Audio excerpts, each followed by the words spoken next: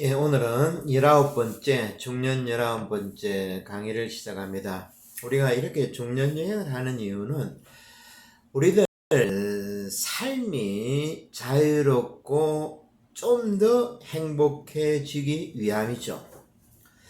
예수님과 부처님의 가르침에서 우리가 자유롭다는 것이 무엇인지를 오늘 첫 번째 강의에서 먼저 짚고 넘어가려고 합니다.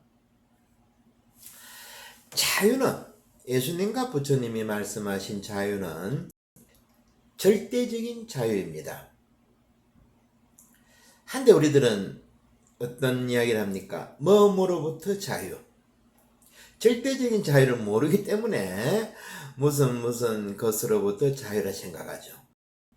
범죄와의 전쟁, 빈곤으로부터의 전쟁, 마약으로부터의 전쟁, 부동산 투기와의 전쟁, 이렇게 어느 것만 없으면 우리가 자유롭고 행복하다라고 생각하는데 그렇지는 않죠.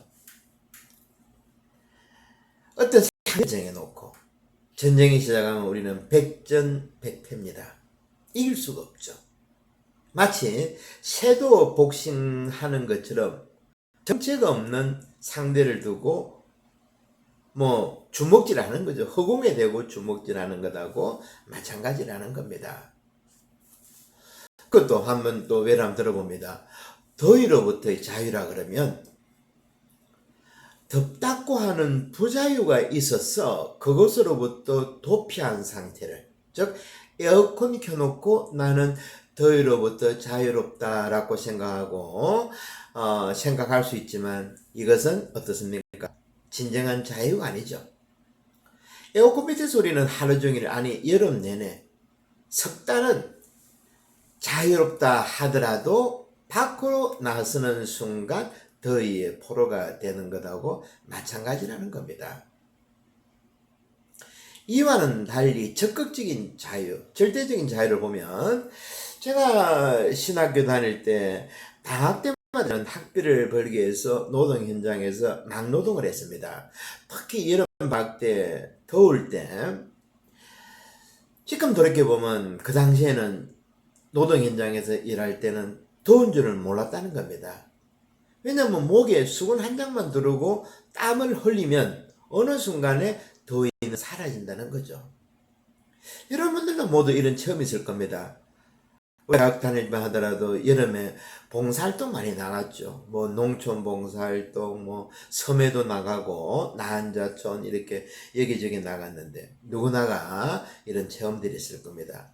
이렇게 참다운 자유는 누군가에서 무엇인가에게서 얻는 것이 아니고 내가 주체가 되어야 한다는 겁니다.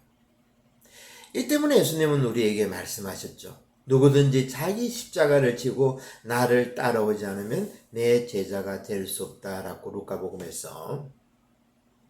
예수님은 십자가는 무겁고 너희들이 질리면 불편하니까 내가 너희들을 대신해서 질 테니 너희들은 내 뒤를 그냥 편안하게 따라오라고 말씀하시지 않았다는 겁니다. 그런데 우리는 이 간단한 점을 너무나 쉽게 잊어버렸죠. 예수님은 우리에게 무엇을 해주겠다, 무엇을 없애주겠다, 빈곤을 없애주겠다, 전쟁 뭡니까 어떤 범죄를 없애겠다, 이런 것이 아니라는 겁니다. 지켜 마찬가지인데 예수님이 지켜보는 것이 아니라 내가 주체가 되어서 지금 이 순간 지켜봐야 된다는 겁니다.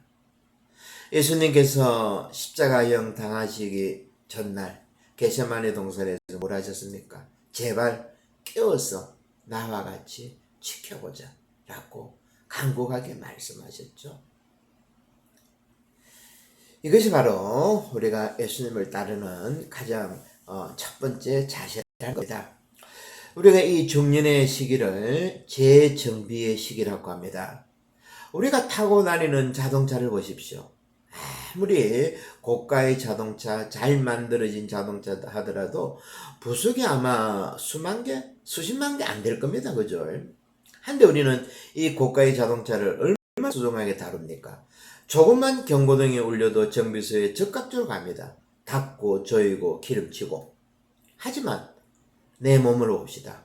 나는 영혼, 정신, 마음 이런 것들 빼고 우리 눈으로 보이는 몸뚱이만으로 보더라도 우리 몸을 자동차 부속하고 비교하면 세포라고 할 수 있겠죠. 그죠?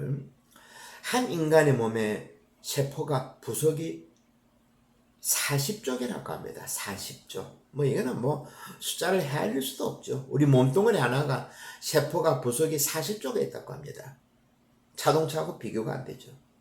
그런데 우리는 우리 몸에 대해서 과연 얼마만큼 알고 있는가?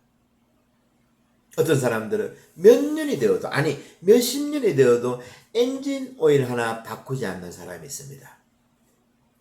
타이어 바람이 부족하더라도 그냥 다닙니다.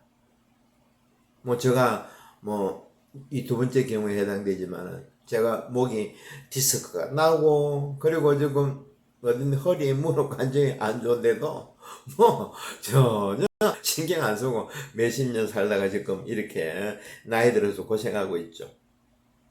심지어는 어떤 사람은 자기 몸이 휘발유차인데 경유차로 착각해가지고 경유만 넣고 다니다가 혼나는 사람들도 있죠. 그런데 이토록 우리가 우리 몸을 함부로 사용을 하는데도 하느님께서 우리 몸을 얼마나 잘 만들어 놓으셨는지 어지간해 가지고는 탈이 안 납니다. 우리 젊은 때 한번 보십시오. 술을 그냥 드럼통으로 부어도 다음날 살아나죠. 꼬약꼬약 살아납니다. 뭐 쇳가루로 먹어도 이렇게 다들 멀쩡하게 살죠. 술, 담배 뿐만 아닙니다. 또 어떤 사람은 수십 년간을 분노로 활활 타오릅니다. 죽기 직전까지 자기 아버지, 자기 어머니, 자기 남편, 자기 부인을 용서 못하고 불을 활활 태워도 그냥 살아가는 사람들을 우리 주위에 얼마나 많습니까? 도무지 삶의 평안한 기쁨 없이. 참 하느님은 우리 몸 하나는 제대로 만들어 놓으신 것 같습니다. 여러분들 구약에 사무엘서 있죠. 사무엘서 사울 왕이 등장합니다. 이 사람은 하느님의 반대에도 불구하고 이스라엘의 왕이 초대 왕입니다. 1대 왕입니다. 우리는 뭐 다윗, 솔로몬 이렇게 생각하지만은 다윗은 사울 왕을 이어받았죠. 사울인데 이 사울은 자기 안에 하느님이 영이 존재한다는 것을 믿지 못했기 때문에 항상 불안했고 무엇보다도 저녁에 잠을 못 잤다고 합니다. 1 사무엘서 16장을 보면 수천 년 전의 문화 방식으로 우울증에 걸렸는데 우울증을 이렇게 표현합니다. 사울이 우울증에 걸렸는데 야훼의 영이 사울을 떠나고 주님께서 보내신 악령이 그를 괴롭혔다. 이것이 고대 양식으로 문학 양식으로 보면 우울증입니다. 성경은 사울이 우울증으로 이스라엘을 파멸시켰을 정도로 그의 분노는 하루 종일 활활 타올랐다고 합니다. 우울증 때문에 사울에게는 당시로서 우울증을 치료하는 방법을 음악 치료를 사용했는데 다윗은 비파를 잘 탔다고 합니다. 그래서 시편을 다윗을 저자라고도 하죠. 다윗 음악을 잘했던 것 같습니다. 비파를 잘 타는 다윗 왕궁의 음악 치료사로 사울 왕 밑에 들어옵니다. 우울증의 특징이 잠을 못 자는 것이랬죠. 이 병을 치료하러 궁으로 들어왔는데 이 갸냘픈 소인이 재주가 다른 재주도 뛰어났다고 합니다. 그러다가 이 갸냘픈 다윗 소년이 당시 블레셋이라는 적의 골리앗 장군하고 싸워가지고 이겼습니다. 여러분들이 잘 아시다시피 힘으로 안 되고 머리가 좋으니까 돌 팔매질을 했던 것 같습니다.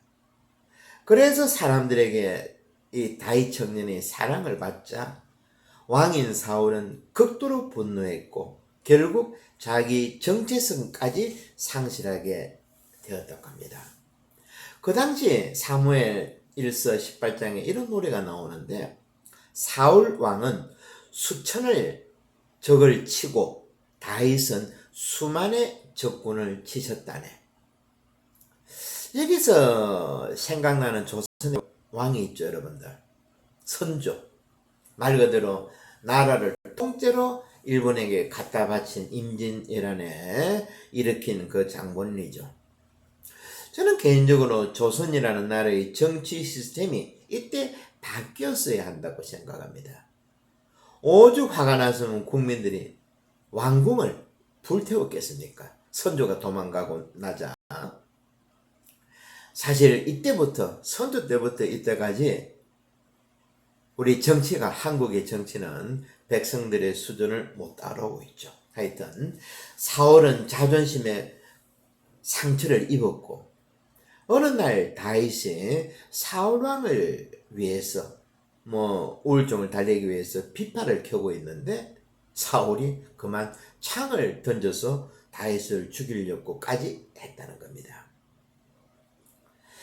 사울이란 이름의 뜻은 히브리 말로 사울은 갈망이라고 합니다. 다윗의 이름의 뜻은 사랑받는 이라고 하죠. 이름에서도 이 두 사람의 차이가 드러나죠. 우리는 이 사울과 다윗 두 사람의 이름에서 전에 알아봤던 칼융의 어식과 무의식을 비교해 볼 수 있습니다. 칼융식으로 보면 사울과 다윗은 사실은 하나의 인간, 한 인간 모두에게 들어있는 상징과 같은 존재라고 합니다.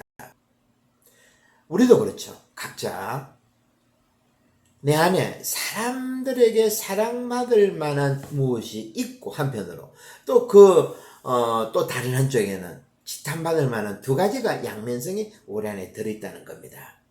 의식과 무의식이 내 안에서 그런 대로 잘 조화를 이루기 때문에 우리가 무탈하게 이렇게 살아가고 있죠.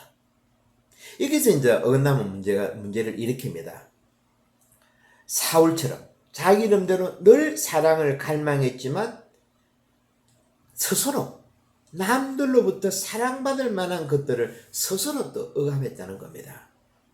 사울은 사람들에게 자기업적으로 자기 힘을 자랑하려고 했고 될 수 있는 한 하느님을 피하려고 했다는 겁니다. 사무엘서 보면 이 모습도 우리들 모두에게서 쉽게 볼 수 있는 익숙한 모습이죠. 때문에 예수님은 이러한 우리들의 모습을 잘 아시는 예수님께서는 이런 말씀하셨습니다. 아무도 두 주인을 섬길 수 없다. 이 말씀은 우리가 살아가는 데 있어서 참으로 중요한 말씀입니다. 특히 중년여행을 하고 있는 우리에게 하시는 말씀이죠. 여기서 두 주인은 외부에 있는 두 권력에 대해서 말하는 것이 아니고 실상 내 안에 들어있는 사울과 다윗 중에서 선택해야 된다는 겁니다. 우리는 중년여행을 통해서 가짜 자기를 걷어내고 진짜 자기를 찾아야 된다는 거죠. 가짜 자기가 뭐랬습니까? 사울 왕이죠. 진짜 자기는 다윗 청년. 우리는 내 안에 사울과 다윗 중에서 누구를 더 인정하고 있는가? 사울도 다윗처럼 사람들부터 인정받고 싶어 했지만 갈수록 자기 그림자와 같은 다윗의 존재가 크게 보이니까 마침내 그를 죽여버리려고까지 했던 겁니다. 이렇게 사울의 불행은 자기 안에 내면의 그림자를 찾지 못했고 이를 억압하려고만 했다는 겁니다. 부부 관계에서도 이런 점을 많이 찾아볼 수 있죠. 심지어는 자기 안에서도 이런 양대격을 해결하지 못해 괴로워하는 사람들을 많이 봅니다. 사울은 자기 안에 본래의 아이를 찾는 일에 실패했다는 하나의 상징이죠. 만일에 사울이 우리들처럼 중년여행을 한 번이라도 했더라면 그의 인생은 그렇게 비참하지 않았을 겁니다. 이렇게 본래의 아이를 찾는다는 것은 다른 말로는 자기 정체성을 찾는다는 겁니다. 자기 개성화가 필요하다는 거죠. 내 안에는 사울과 다윗이 있는데 다윗의 이 점을 더 부각시키고 찾아내야 된다. 그리고 내 안에 있는 사울, 그림자, 무의식, 본능 이런 것들도 솔직하게 직시해야 된다는 거죠. 인정해야 된다는 겁니다. 내 안에 사울을 인정하고 다윗을 받아들여야 된다는 것. 내 안에 분열이 일어날 때 부부간의 대화와 협력이 절대적으로 필요합니다. 땅 사고, 아파트 사고, 자동차 사고 팔고, 아이들 대학 보낼 때만 대화하지 말고, 이럴 때 인생의 친구로서 대화가 절실하다는 겁니다. 이런 것들을 무시할 때 인생 뭐 있나 이런 식이 되고, 그리고 또 스스로 독거노인 행세를 하게 됩니다. 이런 고착이 나를 편협하게 만들고 심하면 사울처럼 스크루지 영감처럼 망가진다는 것입니다. 최악의 꼰대 모습이죠. 우리는 인생 후반기를 이렇게 잘못 설계해서는 안 된다는 것 다시 한번 말씀드리죠. 이 모든 것이 중년의 문제를 해결하지 못할 때 최악의 결과가 나타난다는 겁니다. 칼 융은 이런 점을 심리학적으로 설명하면서 여러분들이 많이 들으셨던 아니무스와 아니마 개념을 도입했습니다. 아니무스와 아니마는 좀 전에 설명드린 것처럼 사울과 다윗 관계하고 비슷하다고 보시면 되겠습니다.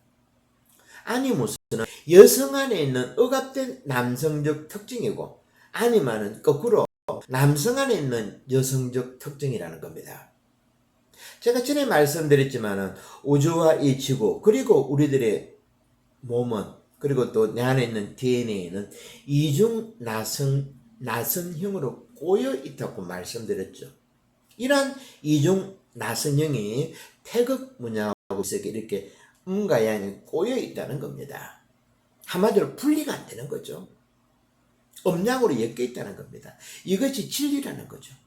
그런데 우리들은 어리석게도 선과 악, 빛과 어둠, 지식과 무지, 가난과 부자, 야당 여당, 니 편 내 편, 천당 지옥, 공부 잘하는 첫째, 공부 못하는 막내, 이런 식으로 분리하려고 해서는 안 된다는 겁니다. 이런 얼토당토하는 이언론적인 방법에 빠져들어서는 안 된다는 거죠. 사울처럼 말입니다. 사울이 창을 다윗에게 던졌을 때 그것은 자기 심장에다가 창을 꼬들이 하는 거하고 마찬가지 행위라는 거죠. 칼융의 아니무스, 아니마 개념도 이와 같은 맥락입니다. 아니무스, 아니마가 어떤 것입니까? 처음에는 여성과 남성의 성 차이를 말하지만 우리들의 이 몸뚱아리도 결국 때가 오면 바뀐다는 겁니다. 저만 하더라도 젊었을 때는 대단했습니다. 말 그대로 성질이 못돼가지고 싸움이란 싸움에 안 빠지죠. 하지만 겨울이 오면 낙엽이 떨어지고 봄이 오면 꽃이 피는 것처럼 때가 있다는 겁니다. 60대 돼가지고 저도 요즘에는 수다 떨기 좋아하고, 그리고 지나가다가 주방용품 하면 더 기웃기웃거립니다. 스포츠용 보면은 얼씬도 안 합니다. 이게 무엇입니까? 제 안에 이제 아니마가 드러나는 거죠. 그럴 때는 감사 안 해요. 주방기구가 요즘에는 눈에 잘 들어온 나이입니다. 그리고 여성들은 거꾸로 요가라든지 그죠? 라인 댄서 춤이라든지 절벽 타기 등산 이런 것도 거친 운동도 나쁘진 않죠. 예. 창세기 19장 한번 봅시다. 소돔과 고모라 이야기도 지금 우리가 공부하고 있는 중년여행하고 연관이 있습니다.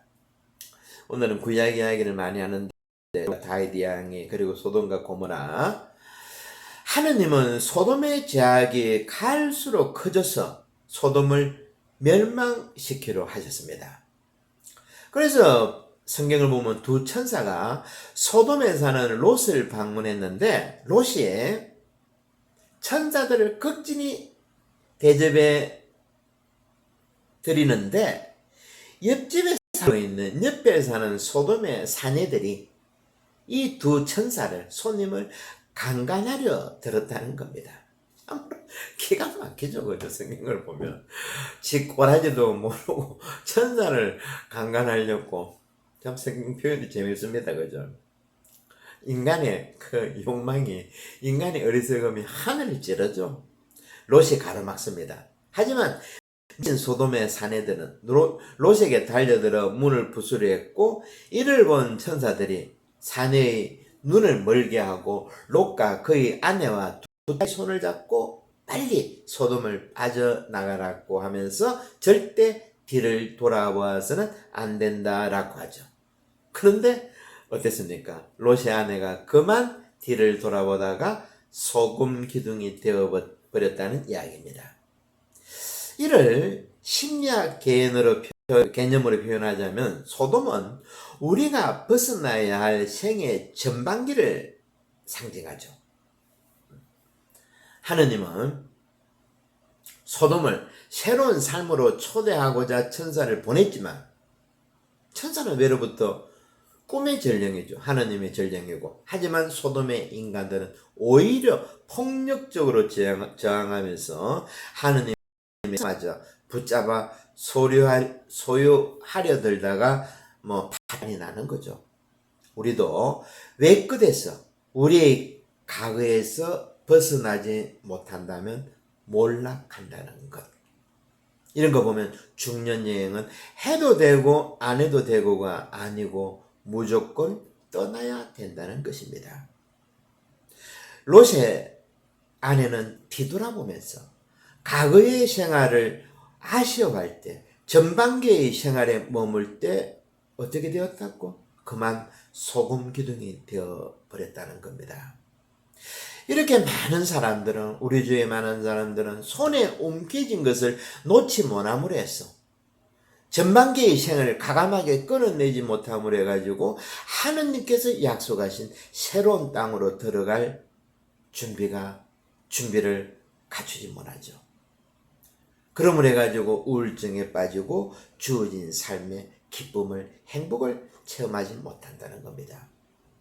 하느님께서는 우리들에게 매일같이 천사를 보내고 있습니다. 사실 제발 우리의 소돔과 고모라에서 벗어나라고 하느님은 우리에게 매일같이 천사를 보내고 있다는 것. 지금 이 순간 지켜보기 19번째 강의를 하고 있는 우리들은 과연 전반부의 삶에 롯의 아내처럼 머물러 있는가, 아니면 가감하게 소돔과 고모라를 떠나고 있는가, 이 점을 확인하는 그런 시간을 가져야 될 것입니다. 네, 제가 며칠 고열에 시달려 가지고 일주일 동안 거의 죽다 살아서 살아났습니다. 그래서 조금 며칠 늦게 19편도 나왔는데, 하여튼 19편 잘 들어주셨고, 아마 이 10편, 21편까지 지켜보기 1단계 공부가 끝이 안 나겠나 싶습니다. 예, 다음 시간 또 만나겠습니다. 감사합니다.